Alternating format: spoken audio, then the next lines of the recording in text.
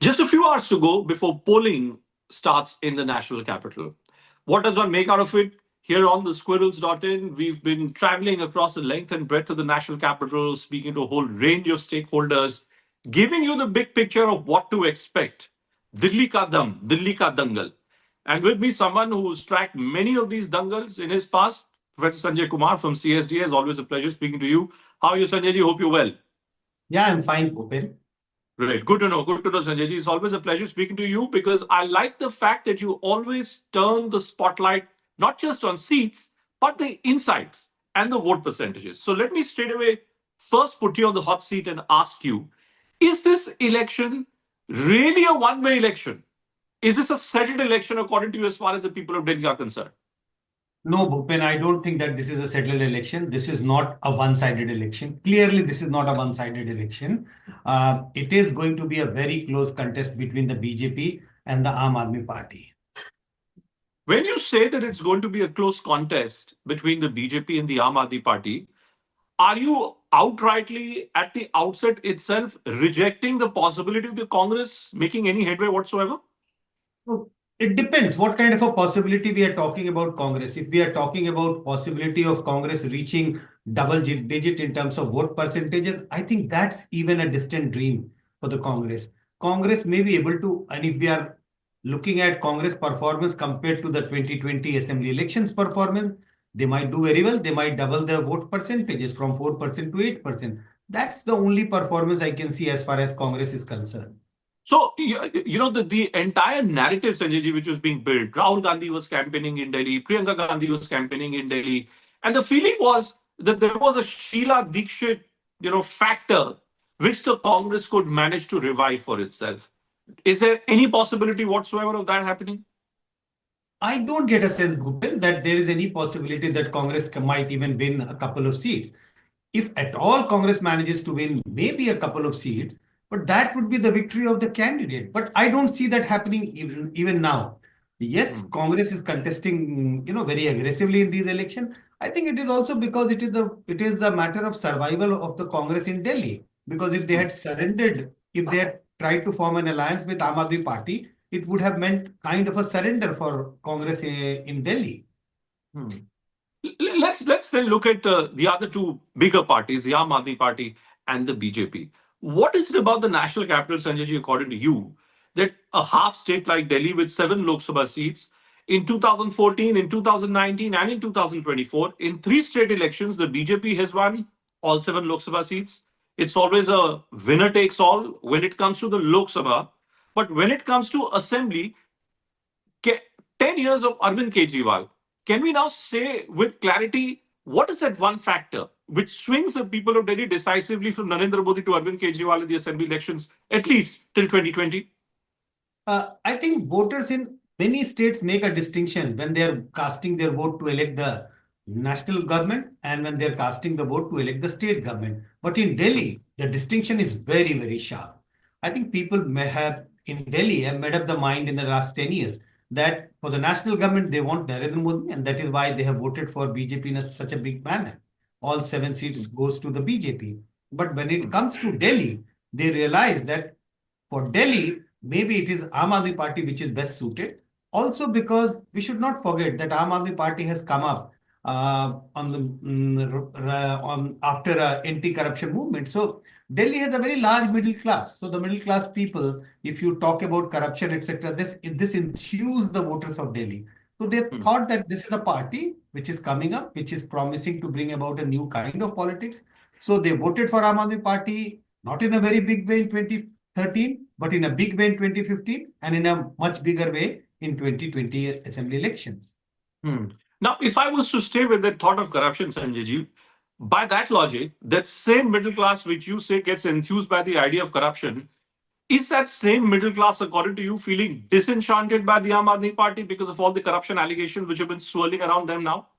To a great extent, Bhupen, and that is why if you look at the campaign pitch of BJP, BJP is not challenging AAM to a great extent on the performance. They're not challenging Aam Aadmi Party about they have not been able to do anything with regard to school education or mohalla clinic. But what BJP is trying to do is to put Aam Aadmi Party in a corner Arvind Kejriwal in a corner spot on two things. One about corruption. Remember how many times Sheesh Mahal issue has come up during BJP's campaign by several leaders, and Hmm. also the high moral ground on which Arvind Kejriwal had placed himself. That like he is going to be a very different chief minister. His party is going to be very very different. So I think BJP is trying to hit Aam Aadmi Party hard on these two issues, and they are hoping that they will be able to mobilize a sizable number of middle class vote. I see something of that kind happening in Delhi. Would it be fair to say, the sense one got when one was traveling, say, from the slums of Kalyanpuri, Trilokpuri to the middle class areas or the upper middle classes areas of, let's say, Punjabi Bagh, Pritampura or Vasant Vihar, the sense was that Delhi now is also deeply polarized, in economic terms.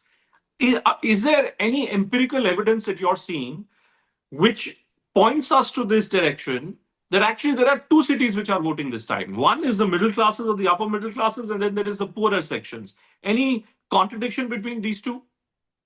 Uh, it would look like an advertisement of my book, but I wrote a book on Delhi, and the title of the book is Delhi election is all about class, not about caste. Hmm. So you're right. It is not the first election where you get a sense that poor and the rich are voting differently. If you look at the last assembly election also, 2020, 2015, and even the past election, you can Hmm. see a different voting pattern among the poor, lower class, and upper class. Just to cite the data, in 2020 assembly election, Aam Aadmi Party's vote share was 54%, average vote share across all classes. But among the poor, Aam Aadmi Party's vote share was 61%. But among the rich, Aam Aadmi Party's vote share was roughly about 42 or 44%. So look at 10% lower than the average vote among the rich, but 6 to 7% more vote compared to the average vote among the poor. When Aam Aadmi Party polled such a huge amount of vote. So the class-based voting is very, very evident in Delhi in the past election, even in this election. That's going to be the main voting trend or more main voting cleavages. So, how does one read this number that you're talking about? Because if you do a comparison between 2015 and 2020, you see that the Aam Aadmi Party's absolute votes polled have only shifted by somewhere around just over a lakh. Whereas if you look at the BJP's absolute votes polled, it has grown up considerably from 28 lakhs in 2015 to almost 35 lakhs in 2020. Now, 10 years of Arvind Kejriwal, Hmm. is there anything that you're picking up which points us to this lesser lead which AAP has in the middle classes of the BJP? Can this convert into a decisive lead for the BJP itself? I'm not sure what you meant by decisive lead. If lead means Aam Aadmi Party getting defeated and BJP winning election, I'm not Yes. sure that's happening at this moment. We don't know. We will get to know only on the 8th of February. But Hmm. yes, Aam Aadmi Party's popularity has declined among all the sections of voter, all classes of voters. But the decline in the popularity of Aam Aadmi Party is much sharper among the middle classes compared to the lower class or the poor class voters. Mm. Why would you say that its popularity has declined across different classes? Are you suggesting that whether it's the Juggi Jopdi clusters or, as I say, the middle classes or the upper middle classes, is the disenchantment uniform across classes against the Aam Aadmi Party? More or less uniform, but as I said, uniform, but slight shades of differences. Disenchantment about Aam Aadmi Party is much more among the middle class compared to the poor and the lower classes.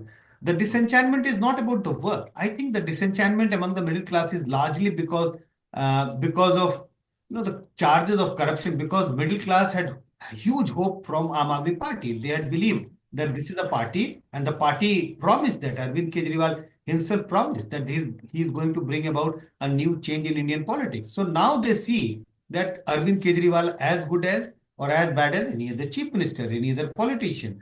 They see Aam Aadmi Party as good as or as bad as any other political party. So that has disenchanted the middle classes to a great extent from the Aam Aadmi Party. But respond to these two numbers, Sanjay ji. In the last 4 months, the Aam Aadmi Party's calculation is that in Delhi, a total of 35 lakh zero electricity bills have been distributed. A total of 11 lakh zero bus tickets have been distributed for women of Delhi. Do you think these kind of numbers, do they give some kind of an advantage to the Aam Aadmi Party, or is the Delhi voter so transactional that he's very clear that whatever he's getting, he will continue to get, whether it is the BJP in power or it's the Aam Aadmi Party in power? No, but the numbers you're citing, Bhupen, I think that's very important for Aam Aadmi Party to be still in a solid race. I Hmm. don't get a sense that Aam Aadmi Party is trailing far behind. They are still in a race. Are they After in the 10 years, lead? Are they in the lead? Is the BJP in the lead in this election, or is the Aam Aadmi Party in the lead in this election? my own sense is at this moment, it is Aam Aadmi Party which has an edge over BJP. It's not BJP which has an edge over Aam Aadmi Party. Clearly, Aam Aadmi Party is ahead over BJP, at least as of now. Hmm. What would be that factor? Is it that the BJP was too reliant on the Congress party's growth and the Congress not growing? What is it? That's why I was asking you. What is it that makes the shift so decisive in favor of the Aam Aadmi Party in assembly elections, while it completely surrenders the advantage in the Lok Sabha? Uh, as I said earlier, when people in Delhi vote in Delhi, so if it is a Lok Sabha election, they clearly think that this is a very small party, Aam Aadmi Party, very small party. Leaders are not that, like, and if they vote for this party, they are not going to form a government at the national level. So national considerations come into play when there is a Lok Sabha election, and that is why we see a very large number of Delhi wala voting for BJP to the tune of, 54 or 55% votes for BJP. But Hmm. when it comes to voting for an assembly election, they realize that there is a party which is more grounded for the city politics problem. They are more looking at the problem of the city more carefully, and that is why I think a very large number of voters shift from BJP towards Aam Aadmi Party when there is an assembly election. So what is there a factor, Sanjay ji, or two factors that you can put your fingers on which you think will ultimately determine who ends up winning this Delhi election? I think one, the turnout of the women voters, turnout among across different classes of voters. For Aam Aadmi Party, it's very important that the women turnout is higher because Aam Aadmi Party has a huge attraction among the women voters. It is also important for Aam Aadmi Party to bring the voters from the poor and the lower sections of society. When I say bring, means they have to sufficiently mobilize them to turn out to vote. The Hmm. challenge may be that the poor and the lower classes of voters don't turn up in a very large number. Precisely because despite election commission making an announcement of public holiday, there are sectors where they don't get a public holiday. Look Hmm. at, maids in your houses, drivers, maid, informal sector, a very large proportion of informal sectors where these poor people work. Many of them do not want to, leave their one day earning just to cast their vote. So that's going to be a challenge for Aam Aadmi Party. Hmm. But for BJP, it is important that the middle class voters turn out to vote. They should come out, stand in the queue to vote. Given the kind of weather we are looking at, maybe we don't know what kind of weather it's going to be tomorrow. So I Hmm. think turnout is going to be an important factor, both for Aam Aadmi Party and BJP. Turnout for the middle class for BJP, and turnout among the lower and the poor classes for the Aam Aadmi Party. In your assessment, Sanjay ji, you and I have looked at so many elections over the last couple of decades. I was on the streets of Delhi till late last night, and I saw that there was a clear cut, conflict which was going on between members of the Aam Aadmi Party and the Delhi police machinery. Would it be?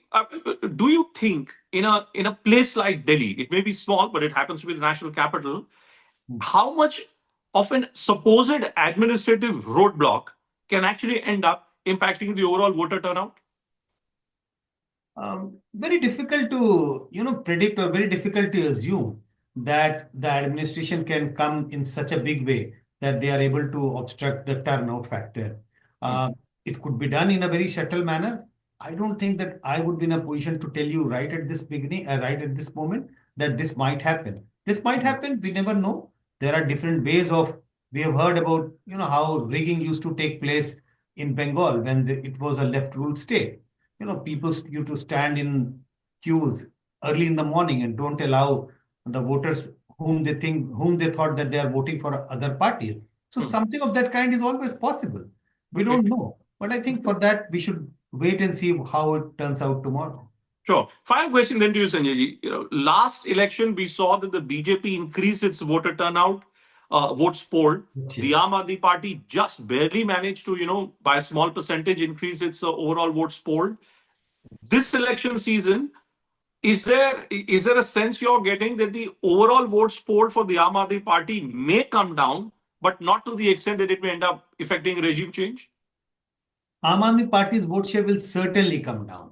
It is like expecting a student who is scoring 99.9% that we are Hmm. expecting that he will score 99.9% every time. That doesn't happen.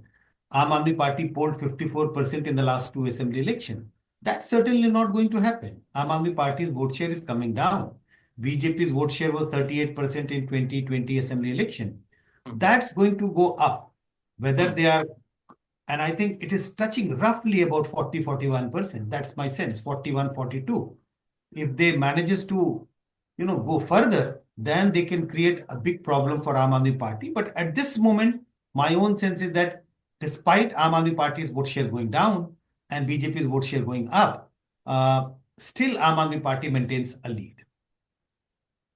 Okay, all right, Sanjay ji. We'll speak to you again maybe tomorrow once the polling is over. But always a pleasure speaking to you. Thank you so much Thank for you. sharing your thoughts with us.